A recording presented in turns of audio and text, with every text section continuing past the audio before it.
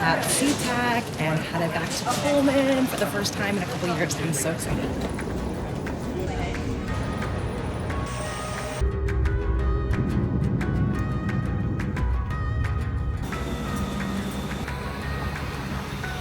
My name is Jaymee Sire. I'm a TV host with an appetite for adventure and good food. Some of my fondest memories happened right here in Pullman, Washington. It's been a few years since my last visit, so I decided to see what's new in my beloved college town. This is Back Home with Jaymee Sire.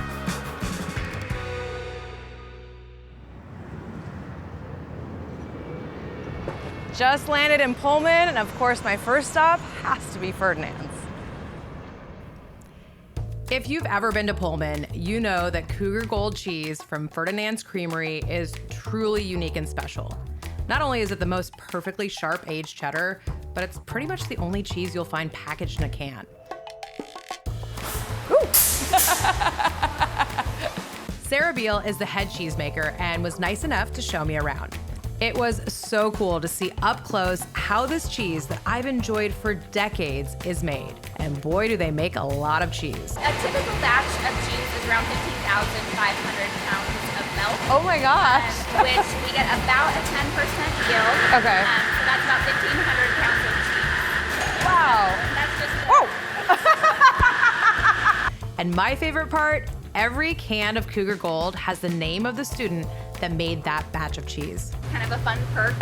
They'll often stash them, and then when they age out in a year, they'll buy them. Oh, they will. To take home to their parents. Of course. And of course, no Ferdinand's visit would be complete without ice cream. Huckleberry is our most popular. I mean, I feel like I have to get that. That's just so good. That's just my fave. I think I get it every time. Yeah. Yep. Ice cream for breakfast. Now that dessert's out of the way, it's time to get some lunch. I headed over to a part of town that I'm very familiar with. Right across the street from my old sorority is a new spot called Cry Baby Cafe.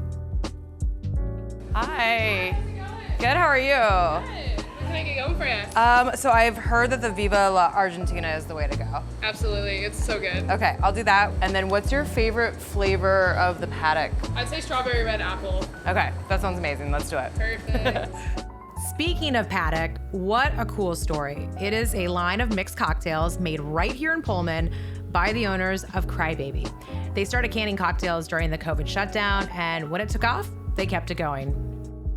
Adams Mall, this brings back so many memories. I lived across the street pretty much for my entire college career here at WSU. My dad came for a dad's weekend and I took him to a frat party, as you do, and he does not drink beer, so he would walk over to Shaker's, order a screwdriver, pound it, and come back to the frat party.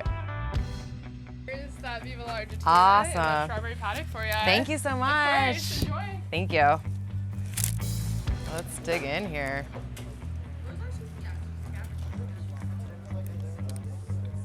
That's delicious. I love chimichurri though, so I am a sucker anytime I see that on a menu. Also, this is gonna make me sound super old, but canned cocktails did not exist when I was in college. Cheers to that. Another thing they definitely did not have when I was at WSU, electric scooters.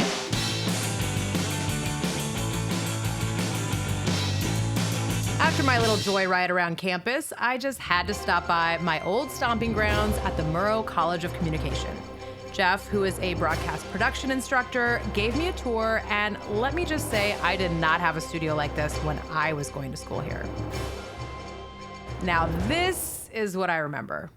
Every day we came in and, the producer put down the rundown and people got assignments, and then you did the news at 5 o'clock, no matter what, if you were ready or not. I did like a movie review show. Honestly, I just found myself really bored with this movie. So 2 stars, that's what I think. What? And I am happy to report that my movie tastes have improved, along with my haircut and clothing choices. My last stop of the day is always a must visit when I'm in town. The Coug is the quintessential college bar in every way. I've made countless memories here and probably forgotten just as many. I caught up with the owner, Bob Cady, and Tony Poston, executive director of CougsFirst and founder of College Hill Custom Threads. We're here at the Coug. I might be biased, but I think the most iconic college bar in the country. 100%. Would you guys agree? Yes. I would not argue. I think they've won that award once or twice. So. Came pretty close. Yeah. I mean, I feel like we all, have our own experiences here at the Coug, our own memories. What are some of your guys' first memories here? On my 21 run, I walked in and I had known Bob, and he poured me my first beer.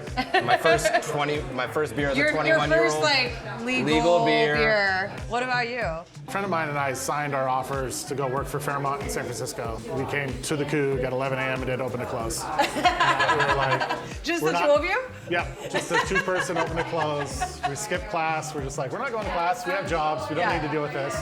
We just sat down at the round table at the end and just hung out all day. I only did one Katie open to close here, Oh, and yeah. I feel like it was back in that corner as well. So maybe that's the magical corner. It's a good spot. Yeah, it's a good spot. Yeah. It's a good spot.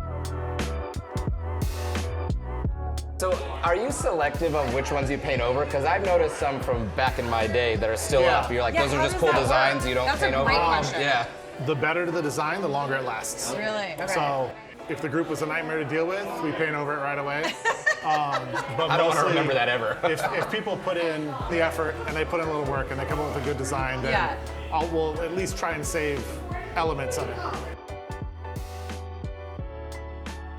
What sort of changes have you made since you took over? There's been a lot. Almost everything has been gone through to some level. Yeah. But if you're not looking for it, you don't notice it. Because the goal has always been to just maintain what the Coug is, and what the Coug is isn't a beer or a drink. It's the people in the Coug. Without everybody that's here all the time, it's just writing on the wall. When you add everybody back in, the writing means something. You're gonna make me tear up.